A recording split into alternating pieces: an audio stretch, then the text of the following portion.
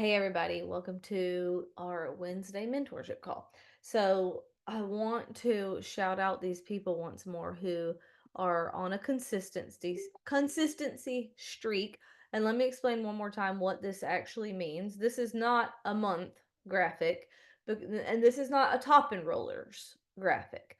What this is recognizing is consistency with enrolling at least one person every single week. It's simply that. It's just recognizing consistency. So if you sign somebody up, and that's your first join for, like, you didn't get a join last week, but you got one this week, you're on a 1 week streak. If you also get a join next week, you'll be on a 2 week streak. And then the following week, that will make it a 3 week streak. Once we get past 4 weeks, if there are people who are consistently signing people up every single week, and they're on like a 5 week streak or an 8 week streak or a 13 week streak of getting a new customer every single week, we will add pages to this because we definitely want to recognize consistency, because that is what success is made of. Consistency. So again, this is not about top enrollers, because there's plenty of people who, sign up way more than 4 people in a month and they get recognized in our team page. At the beginning of the month, we'll make a graphic with all the top enrollers, but this is to specifically call out people who are being consistent. For you to enroll one customer every single week, that requires consistent income producing activity, consistent marketing efforts. And so that's what we want to recognize with this. So just to clarify that.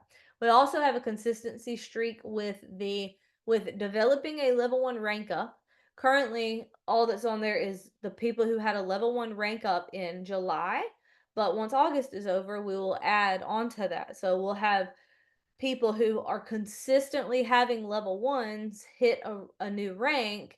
And they, if you had somebody rank up in July and you also had somebody rank up in August, even if it was the same person, they just hit a new rank.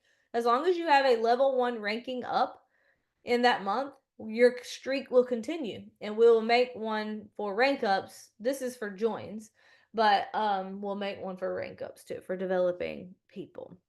All right, so today's call is about doing the right things with the people that you get. So let's talk about it. Especially those of you who are on a 2 week streak or a 3 week streak, or if you've gotten a join this month, then would love to talk to you about what you're doing with your people, answer any questions that you have, talk through any of your processes, try to bring some clarity. So let's start there. Anybody have any questions that you want to talk through? I have one. Okay. So the last few months, the people that I have signed up, there have been several of them that are interested in the business. And one of the things that I'm hearing when we're talking about it is that they see the work that I am putting into it. Like they see my social media. A lady I talked to today said, I know you followed up with me a lot and you were really patient with me. It seems like you put an awful lot of time into it. I don't have that kind of time. So I find myself like like kind of backpedaling a little bit, but I decided to just in my mind, but what I said to them was there are many ways that you can decide to earn income with Plexus. You can decide to approach it with just grabbing a couple of friends for accountability and get some nice bonuses at the front end. You can decide to have your products covered. Or you can go all in like me. And, I try to build up the opportunity and talk about how it's just consistently doing the things that you learned in the beginning over and over again. And then I share like some of my bigger goals as to why I'm putting the time into it.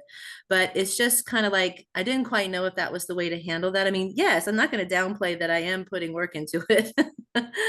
um, so I'm not quite sure if I handled that correctly. So here's my thoughts. It sounds a little bit like you might be going into convincing mode. and you need to still be in connecting mode. So the way you can tell is if you're asking questions. If you're trying to explain something, that doesn't necessarily mean you're in convincing mode, but I would say seek to understand and then seek to be understood. And Okay. the only way you're going to gain understanding of what their actual objection is to ask more questions. So, how I would handle this is I would say, "Oh, that's interesting. How much time do you think I put into this business? And what do you think would be, if my goal is XYZ, what do you think would be a realistic amount of time to be putting into a business that could yield that result for me?" That's what I would ask. Okay.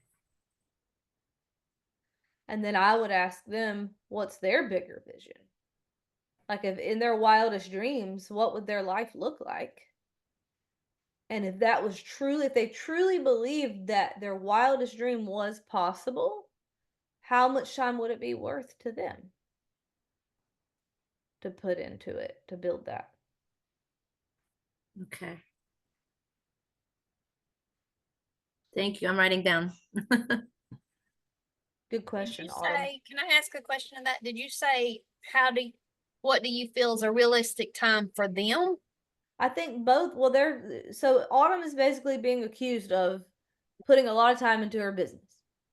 Same. That is the assumption that this person has. And so if I were Autumn with somebody saying that about me, I would say, "Well, that's interesting. You should say that.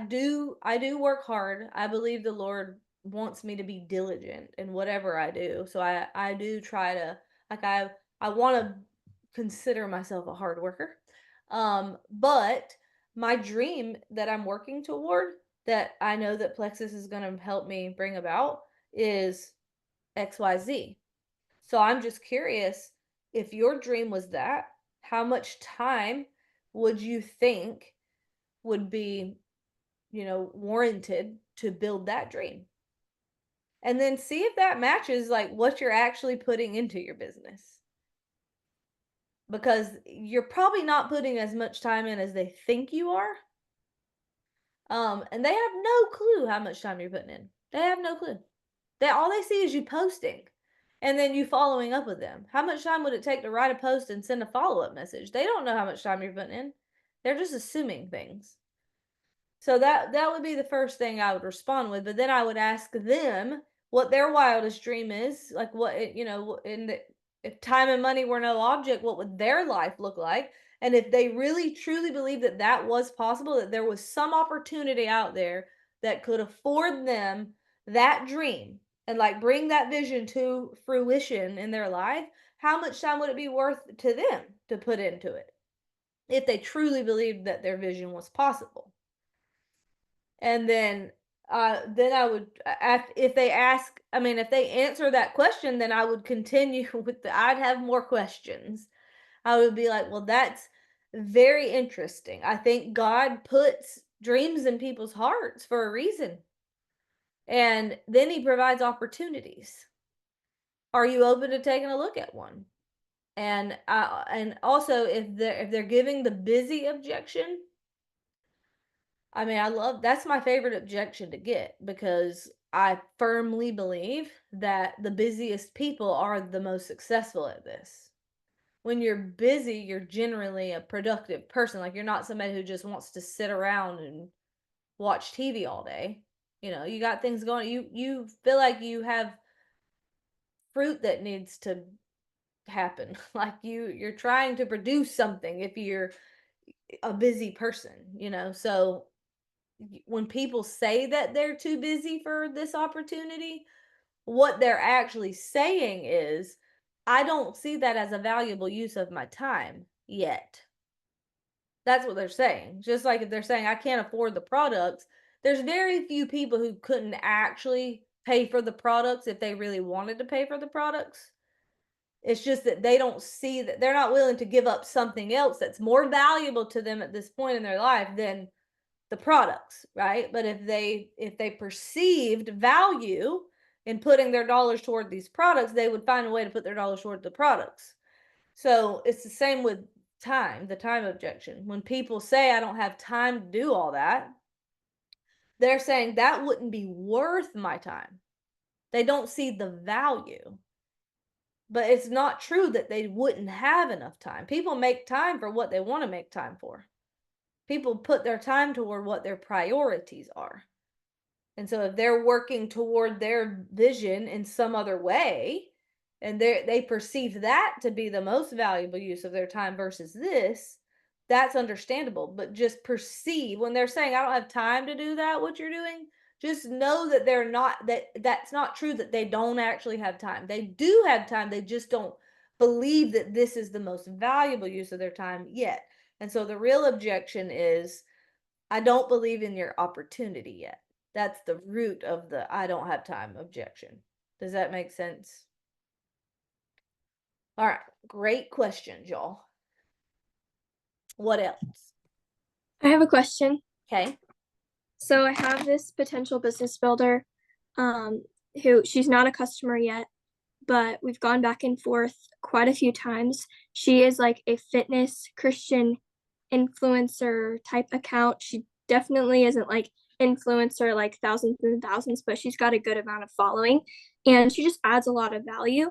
And I know she would crush this.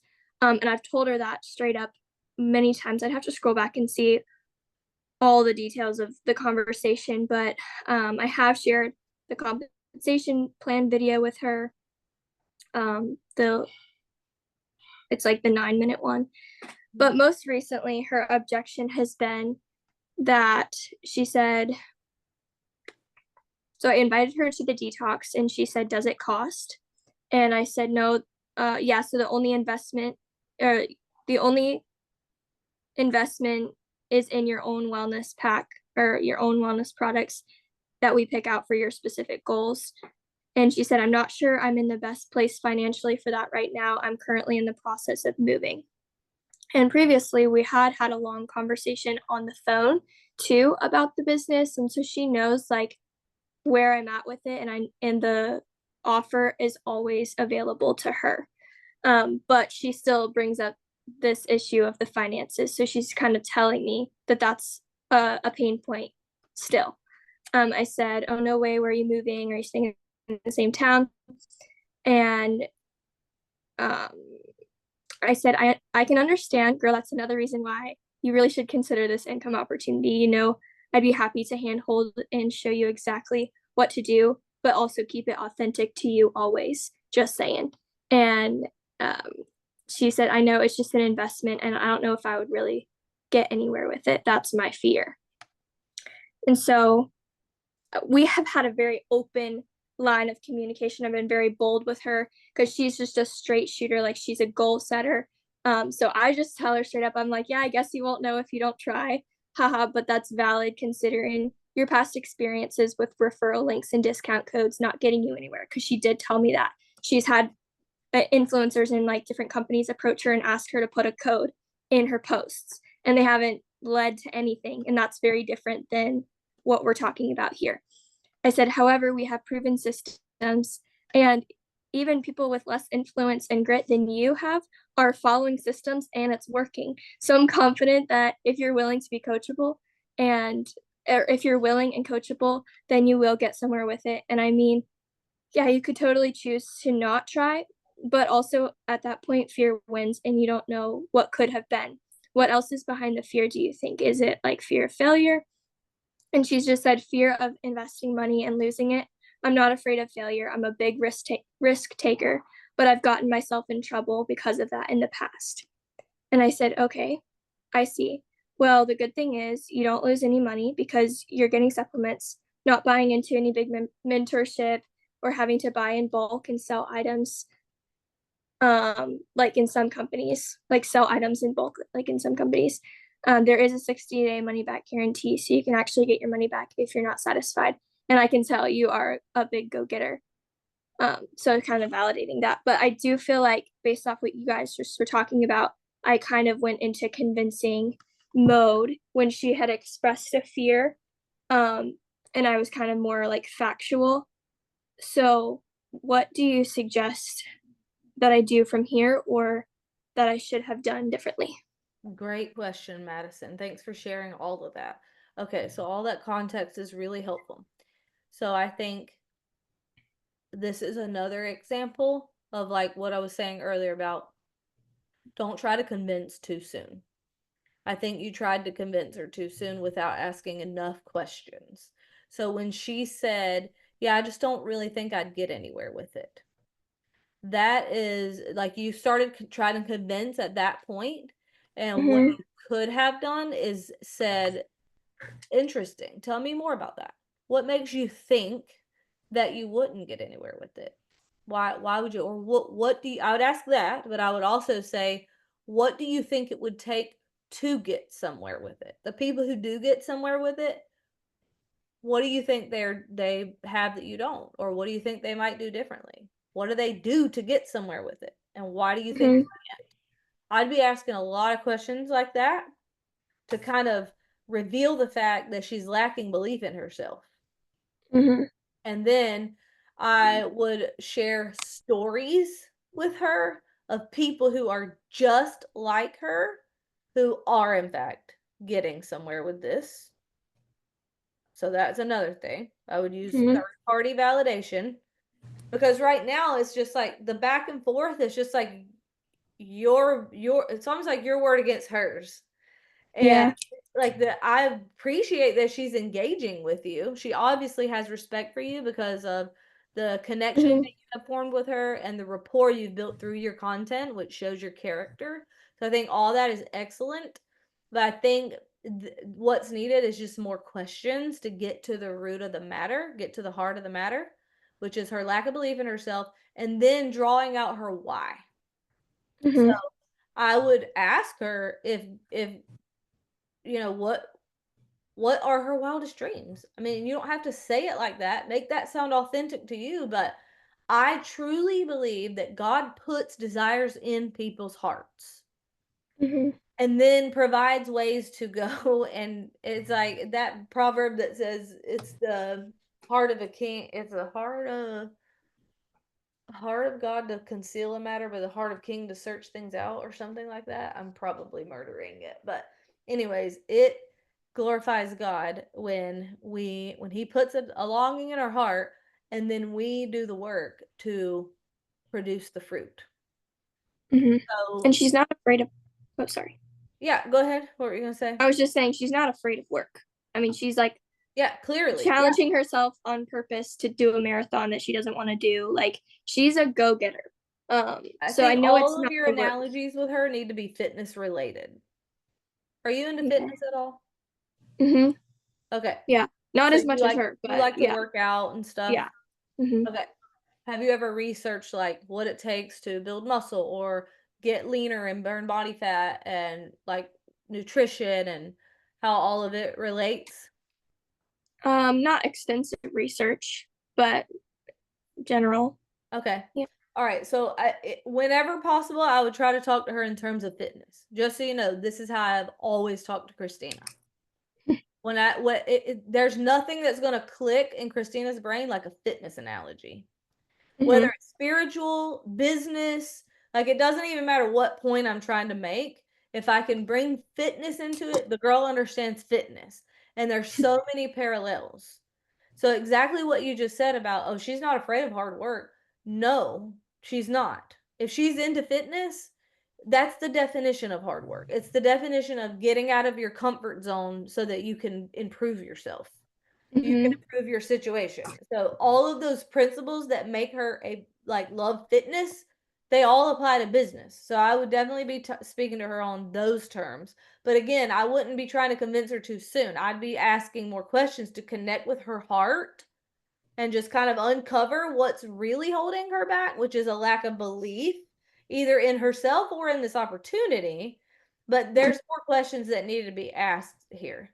So Mm-hmm. that's what I would do differently. But as far as where to go from here, tell me the last thing that was said again. Yeah. So this was 18 hours. Oh, she saw my message 18 hours ago. So this was a conversation yesterday. But I had said that message that was kind of like the factual stuff, like there's a 60-day money back guarantee, so you can actually get your money back if you're not satisfied. yeah, I can tell you're a big go-getter, because I was responding to the other part of her message, and she liked that second message but didn't answer anything else after that. So she was kind of, I guess, either done with the conversation or had something to do or whatever. So Okay. She's probably perceiving like she may be thinking like, of course this girl wants me to do that. It's going to benefit her. She doesn't really know me. Like she probably thinks Madison sees me on the surface, just what she sees on social media, but she doesn't actually know my heart. And that's only because you haven't asked enough questions to get to the heart yet. mhm. So from Yeah. here, I mean, the last thing you said was there's a 60-day money back guarantee. So that was in response to her saying, I fear wasting my money. Well, I said, yeah, well, the good thing is you won't lose any money because you're getting supplements, not buying into a big mentorship or having to buy it in bulk and sell items the way that some companies do. There's also a 60-day money back guarantee, so you can actually get your money back if you're not satisfied. So So all I of didn't think that, through that I response think very well. everything that you're saying is good and true, but I think you need to type it all out. And when you're having a thought like this, like when you want to handle somebody's objections or like give them a different perspective, type out all your thoughts and then look at it, stare at it, and think, how can I turn all of this into a question? Mm. Because everything you just said about the 60-day money back guarantee and you're not wasting any money because you're not buying into a big thing. Like all that could have been summed up with this one question. What do you think's the worst that could happen here? You spend $150 on some products that are going to improve your wellness. Like you're gonna feel but do you know anything about her health goals or like how the products could help her? Yeah, Y'all only talk about biz. no, we've talked about products, and she has some like irregularity with like menstrual stuff. So like I know that the products will help her, and we talked about that, like Okay. hormonal, yeah, and acne too. So So I would okay, well given that then, I would say you spend $150. What is the worst that happens? And mhm. then listen for her response.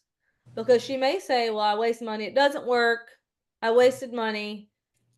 And then you could either tell her, well, you're not actually losing any money because there is a money back guarantee. However, the best that happens, even if you don't end up doing anything with the business side, is you're going to address XYZ problem. Mhm. So you spend the money and you address this problem. Even if you don't make any money, you're solving a problem. So the worst that happens, like you would just ask questions to get her to see that the worst that happens here is she's solving a problem. Mhm. So that anyway, that is neither here nor there. But as far as how to take the conversation forward, Mhm. I probably would. So you said all that about the 60-day money back guarantee, and then you said I can tell you're a go getter. And then what was before that? What were y'all talking about before? She had said, We were just addressing. Well, she said, I just know it's an investment, and I don't know if I would really get anywhere with that. That's my fear. And then I sent her that message about like, um, that's valid considering your past experiences with the referral link, things that you had told me about. And we do have proven systems, and I'm seeing people, with even less influence than you be really successful here using the system. So I was kind of trying to validate that we have success with the proven systems. So it's less work on her having to figure it all out, but more just her following a proven system and okay, being so willing to work at it. So, with the and then proven, she said, I'm okay, sorry. with the proven systems comment, I think Mm-hmm. like when she's saying, well, I did the affiliate thing or whatever, it didn't pan out. And then you start trying to convince her that this is different because we have proven systems, we have this, we have that, and you try to convince that it's different. I probably would have said, what do you think kept it from being successful? Like with the affiliate, what do you think went wrong there? Mm. Um, and then after she responds, then say something like, do you think it would have made a difference if you had had proven systems? that shows step by step how to make money with it and how to use the rapport and the influence that you've built through adding value and serving people well. Would it help you? Which that comment right there is validating her. It's complimenting her in a way that's genuine, not like just flattering her, like it's genuine, like you're just calling out what you actually see. So it's not like convincing, it's genuine because you see it, like you actually observe it. So if you were to say it just based off the work that you've done to build the influence that you have, that only comes through adding value and serving people. That's what you're doing. Do you think it would help you be successful with something like that if you had proven systems? So anyways, again, it's the taking exactly what you're saying, which you're right, and just simply turning it into a question to draw her out and hear more of her thoughts. And but it's just like a lot of everything you're saying I think is good. You just need to turn it all into a question, but we still need to address like how to move forward from here. So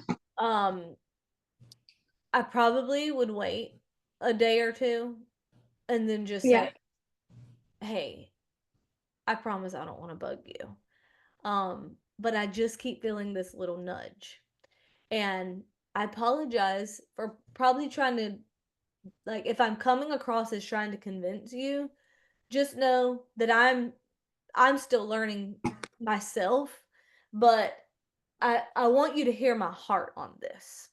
My heart is that I see what this could mean for you.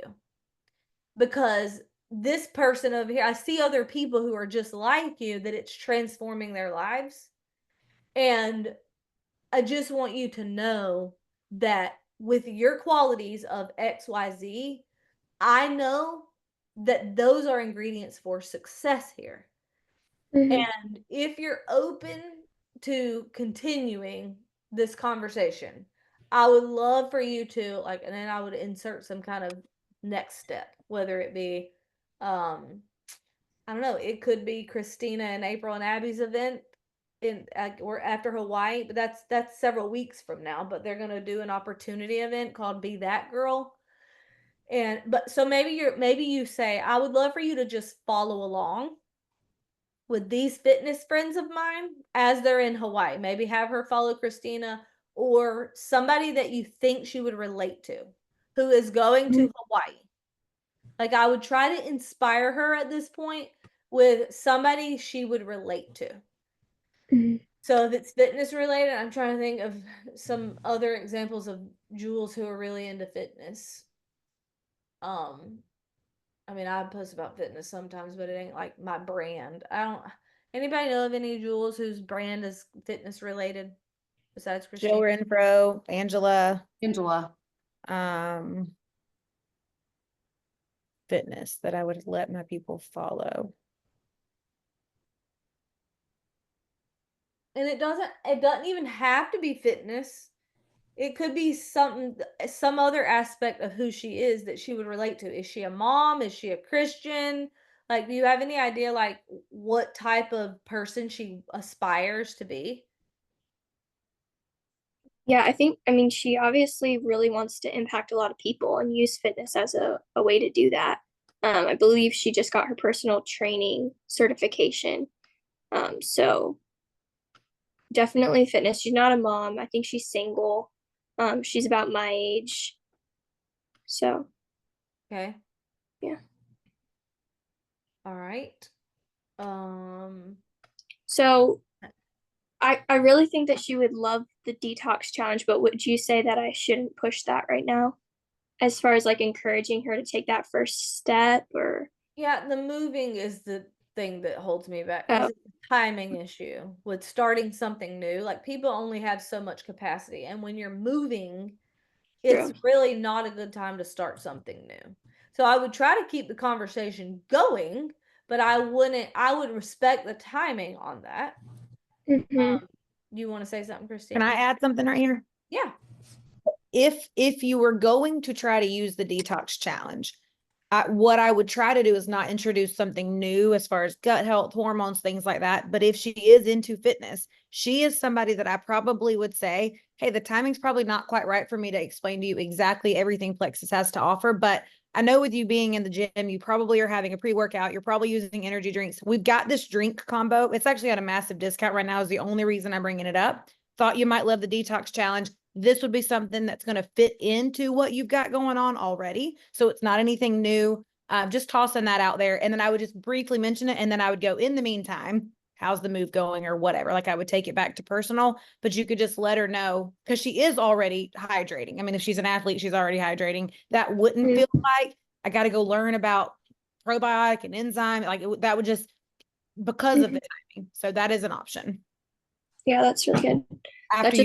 After you read the room, and it's going to depend on how she responds to your initial drawback in the conversation. Right. And she is very particular and skeptical about ingredients too. Yeah, so the timing might not be right if she's going to have to go and analyze everything that's in everything. Or it could be an answer to what she's I mean, it could go both ways. I would gauge her tone, but don't perceive her directness as uninterest or disinterest. But I mean, if you have her follow me, I mean, I definitely talk a lot about active and hydrate and so I don't know. Okay. Feels like pressure for you to make her follow me. What if I screw it up and she doesn't join you because of me? Then she's like, nope, that girl you told me to join ain't doing it. Well, that girl I was telling y'all about last week, I mean, that me and Christina, when we were comparing ourselves. So that girl is about your age, Madison, and she is a coach at my gym. And so she only knows Christina because Christina came to the gym with me one day, but also she sees me post pictures of myself with Christina. And so she just ended up following Christina, but then she's like more engaged on Christina's content than mine because my brand is not fitness, but this girl is super into fitness. And I don't know if she's a Christian or not, but she's definitely into fitness and making an impact on people and helping people. So that sounds very similar to what you're describing, and she's very attracted to Christina's content.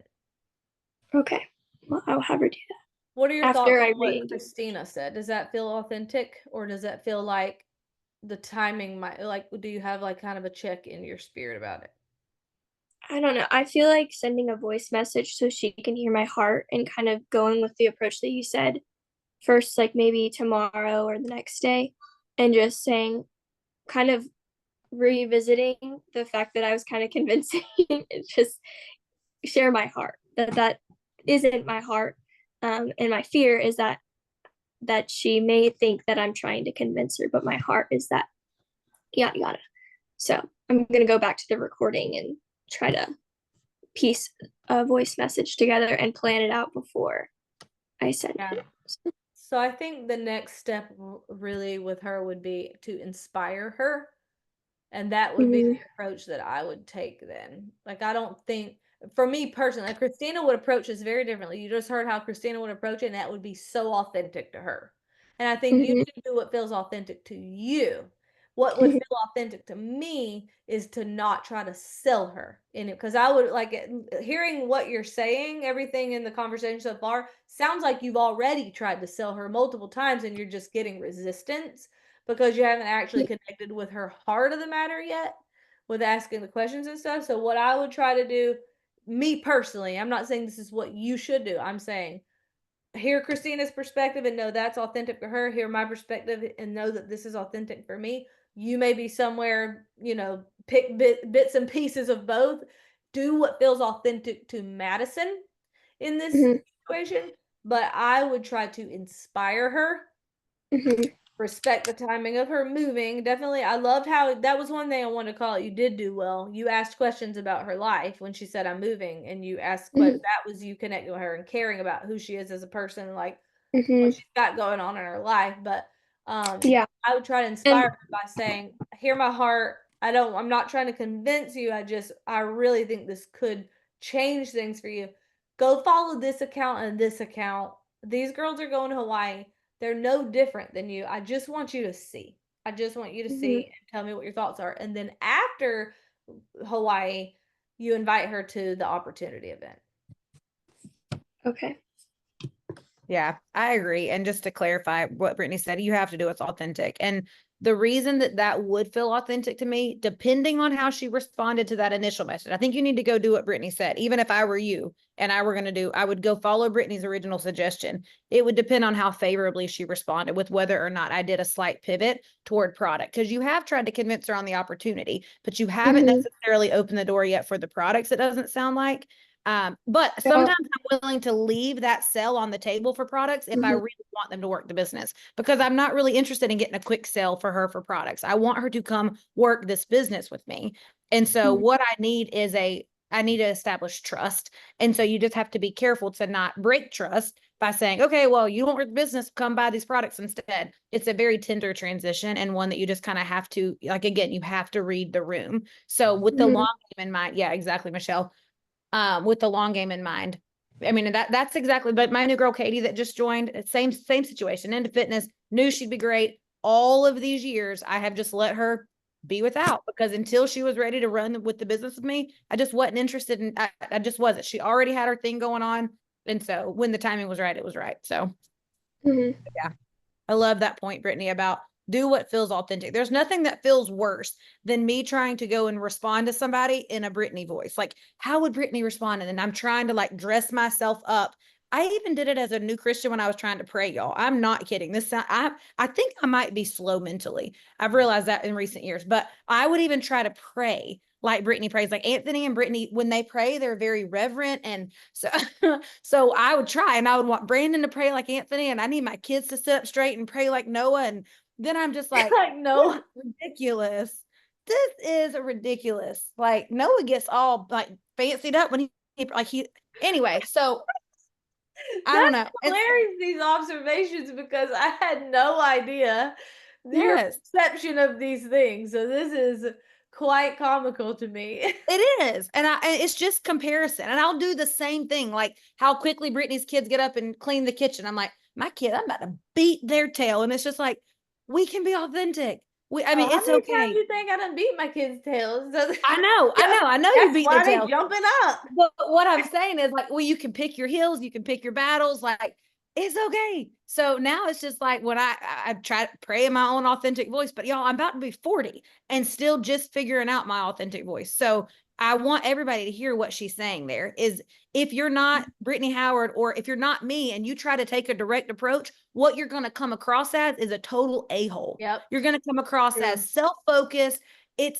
And I have tried to like prescription how I manage to, it has to do with charisma and competence. And I don't know how to get it in the middle. Sometimes Brittany just says, I figure it, I don't know, but I don't think I come across that way most of the time. There have been times where I have gotten into a desperate frame and then it's just bad. But if it's not you, it's gonna sound like me praying like Brittany. It ain't gonna be good. So be yourself Agree. and beat your kids. Yes, Rachel. I'm glad you picked that on that. And for the record, Christina, everybody loves to hear you pray because it sounds so genuine.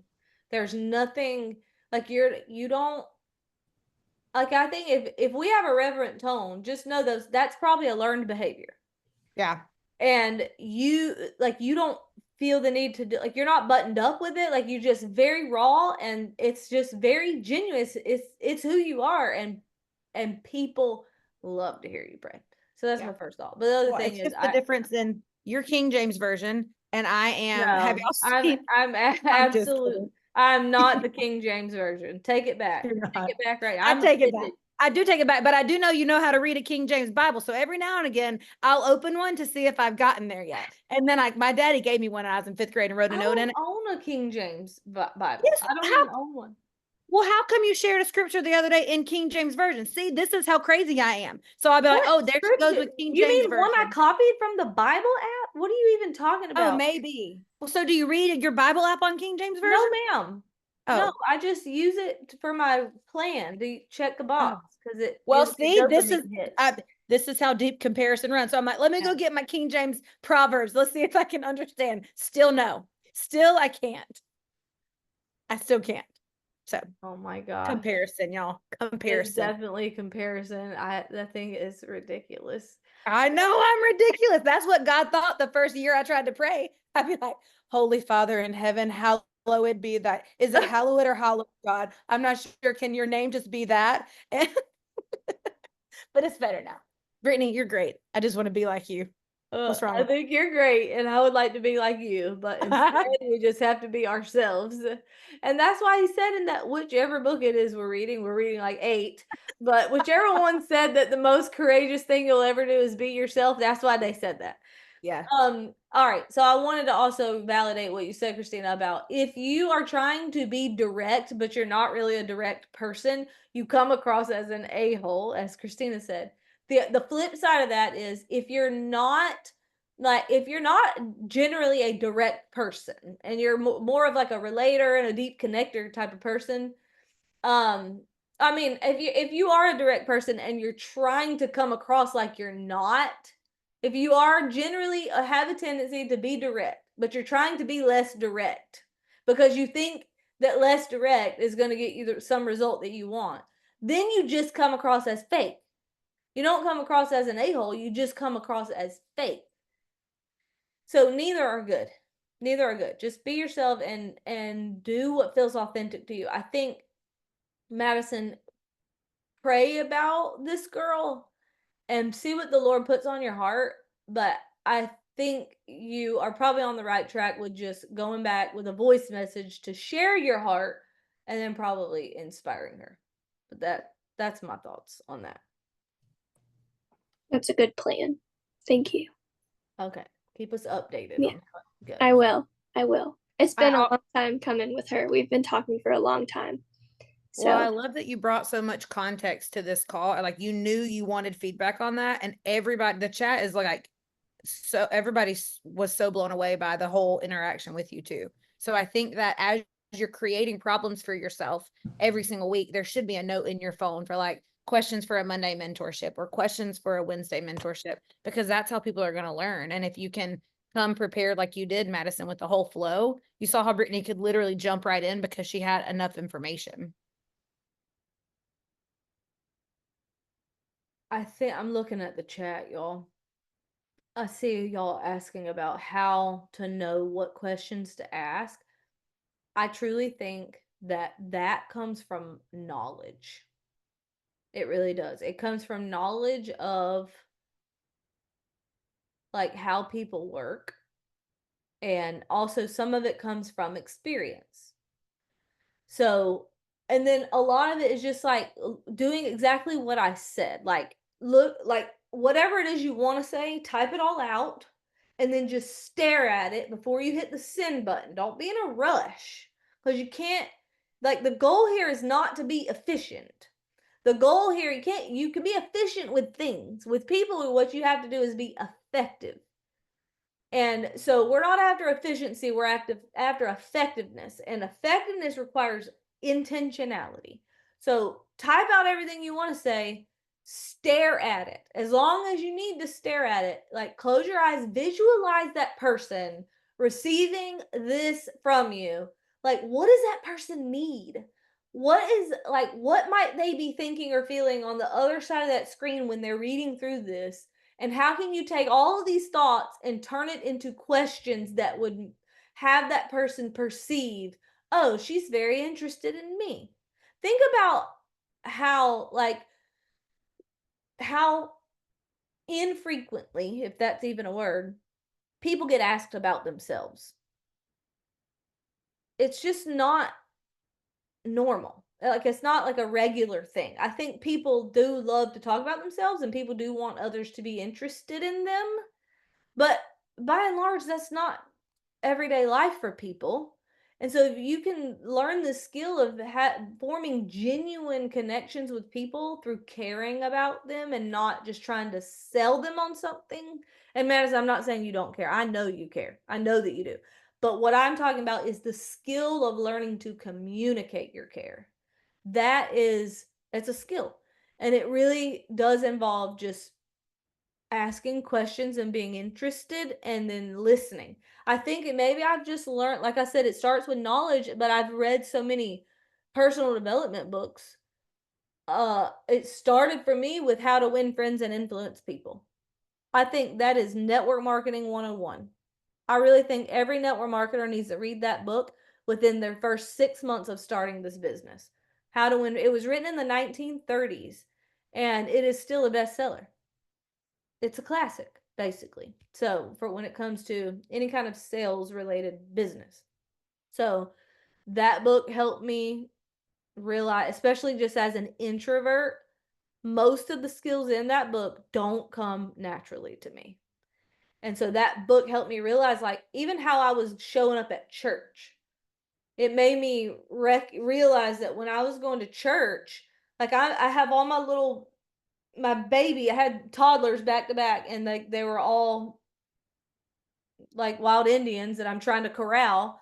And so I'd just be so focused on keeping them quiet, or just, focused on my kids and like making sure everybody's doing what they're supposed to be doing.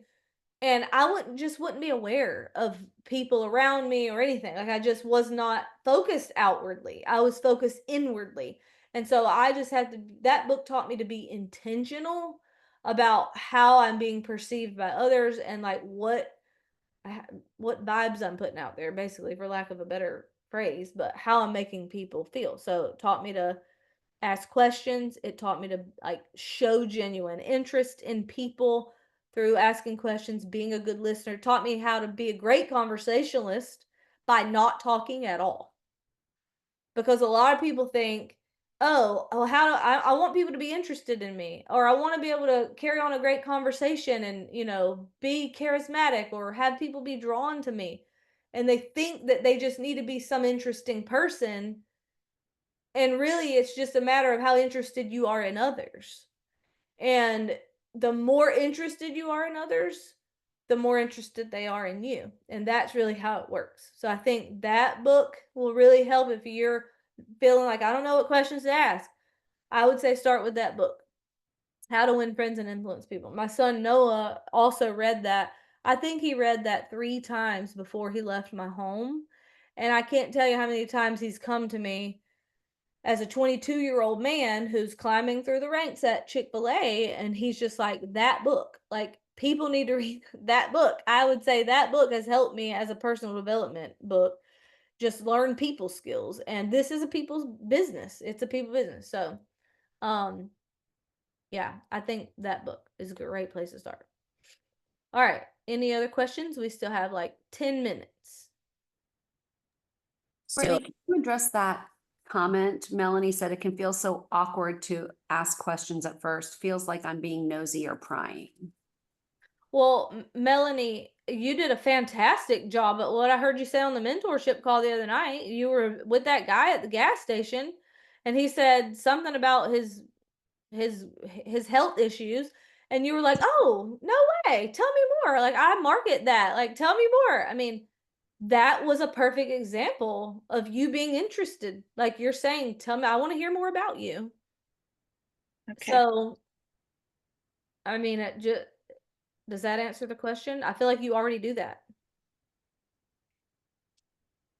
Where is Melanie? Did you say Melanie? I'm here. Oh, I don't know if it was a question. I guess I have always been a talker, and I'm learning that that's, your strength is also a weakness if not used and managed properly. And so that's where I'm learning, and I'm 50 years old now, and then I need to learn how to ask more questions and be curious. So I need to talk less and listen more. So that is definitely something that I'm really working on. And that's where I do feel like that was a win that day because it just happened like that. But sometimes it does feel very much like I'm just being nosy, and people are looking at me like, I think it's because there is not enough people who are truly interested in other people, so that when you do show interest, then they think there's some ulterior motive. Like, okay, why is she asking me these questions? Why does she want to know? Why is she being nosy? What's she getting at? That's what I feel like they're thinking, because it's just unusual. It's people are not used to. I think that you don't know what they're thinking. I think you might have this little fear that you're gonna come across as nosy or weird, but I think it's a risk you just have to be willing to take. Okay. And you don't really know what they're thinking. And I think it also is just the nature of like the numbers. You know, this business is your results are going to depend upon how many people you are willing to connect with. Like connect. So it is a numbers game, but it's a numbers of connection, like genuine connections. That's what's going to produce the results.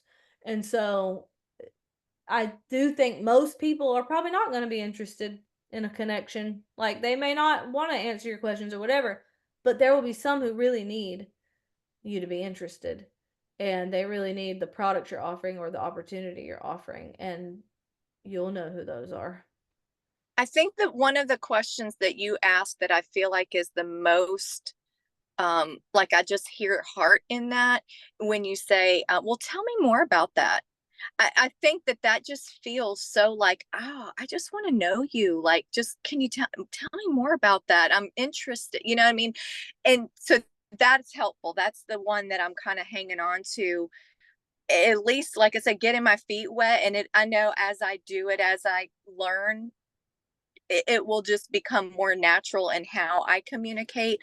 Um, but that's like getting my foot in the water. It's just getting I started. have something to say about being on the receiving end of the questions that might help you, Melanie.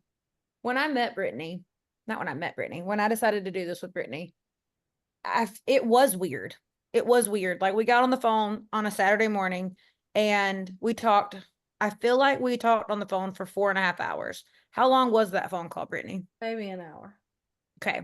So 12 hours, but it was the longest phone call I had had in years with anybody. So it was different. I don't think she was weird. I just thought this is different.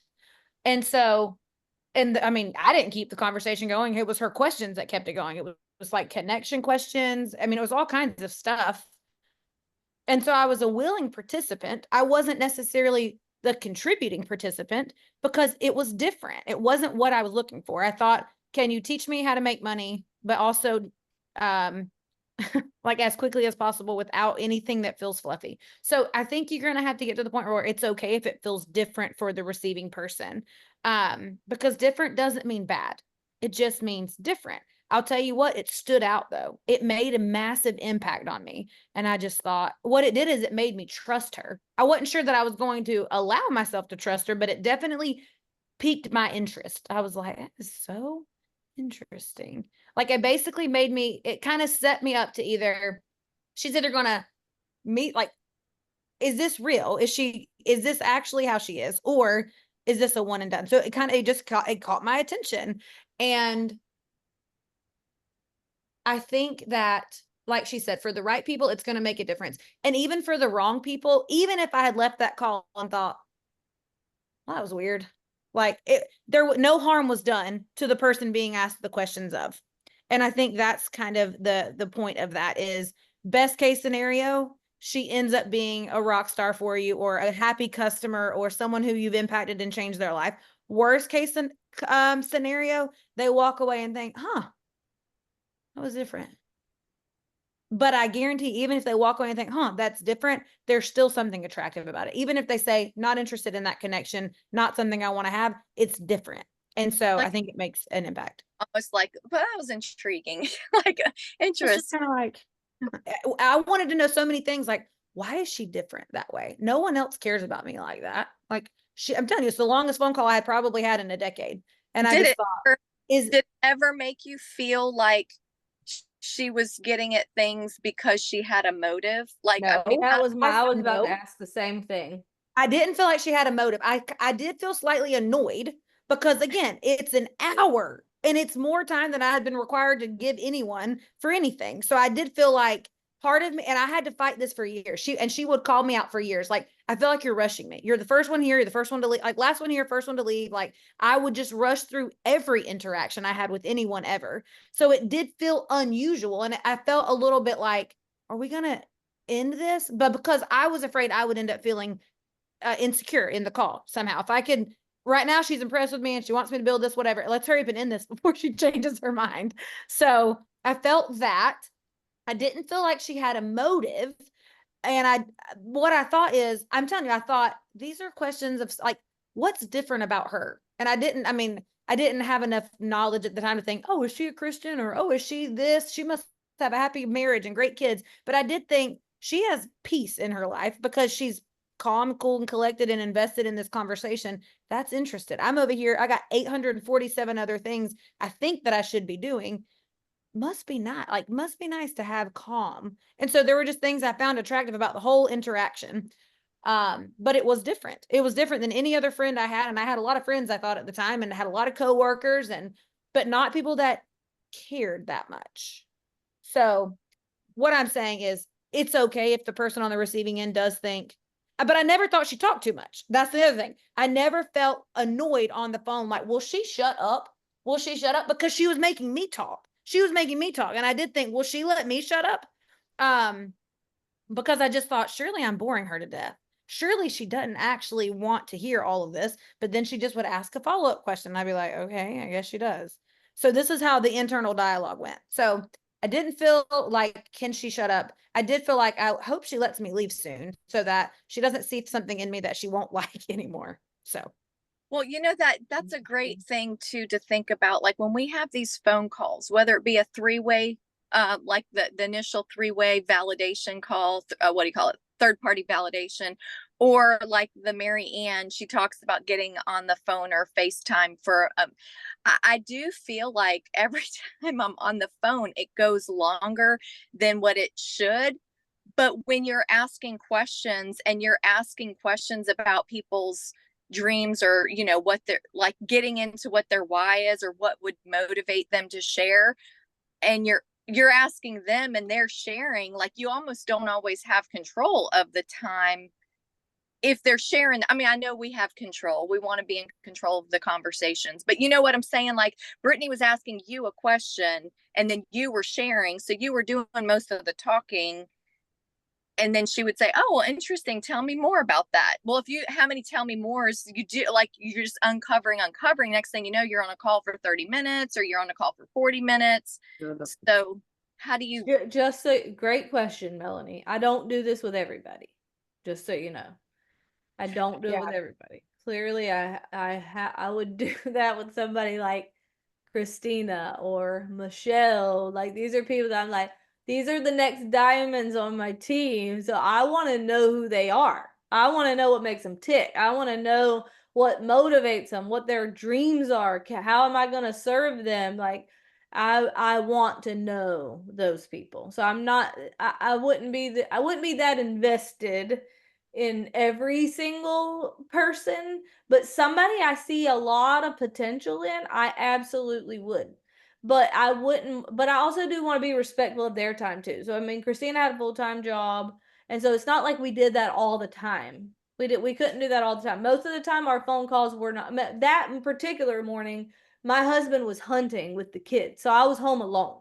So it's not like I usually had that much, I wasn't usually that free. Normally mine and Christina's calls would be like, I'd be standing in the kitchen cooking dinner. It'd be like 5 minutes here, 10 minutes there, but it would be like frequent little short things. Yeah. But I do see in the chat, and we're over time here, but I do want to address this in the chat because I just caught up in the chat and I see where a lot of you guys are saying, I feel like I'm prying or being nosy. I think if you feel like you're prying or being nosy, I'm just going to be honest with y'all. I think you need to check your motives. Motives matter. I don't feel like I'm being nosy. I don't feel that way because I genuinely do care. So, like, if I am asking a question of someone, it's because I actually do want to know. It's not because I'm trying to sell them. It's because I'm trying to figure out, is there an actual need here in their life that what I'm offering could solve for them? And I'm not actually trying to figure out, like, some kind of like weakness they have that I don't, not saying y'all are, but I do think that if you're feeling like asking more questions feels nosy, I think it's something to do with you're feeling guilty about the fact that you want them to take a certain action. But I think that the focus does need to be on how can I figure out what problems they have and if they even have a problem that I could solve, because not everybody's a candidate, not everybody is, but there are people who are. And so I'm trying to find those people that I actually can serve and solve problems for. And that just requires me to be curious and get to know what people's needs are. And so that is my motive. And then the other thing is, I think the vulnerability comes from trust. Like what Christina's saying about she didn't feel like I was trying to be nosy. There was like a trust. It was like an unspoken trust. She probably wasn't aware of the trust, but for some reason she felt like she could trust me. So when I'm asking questions, I'm not going to try to ask anything too personal unless I sense that that's okay. Like if I could sense from the conversation that that is okay, I probably would ask. I would go personal, but it's not, I don't know. I'm probably rambling at this point. I just think trust is important. Vulnerability is important. You shouldn't try to shy away from vulnerability. And then also the motives matter. Like when if you're feeling like you're being nosy, then maybe just sit back and imagine this person at like when their problems are solved, whether it's health problems or financial problems, and visualize what your role in that problem solving process would be. And that way you can kind of get yourself in a state of others focused, like how am I going to serve this person? And then maybe it will feel more genuine. I don't know, but y'all got me thinking about it. Like, why would somebody feel nosy? Y'all are not. I've heard this from people a lot. I have heard this, so I do think it's a common thing. I just need to figure out like what is the solution for it. So, anyway, okay. Um, we're out of time. So thank y'all for hopping on. Really enjoyed this conversation, and we'll see y'all Monday. Bye.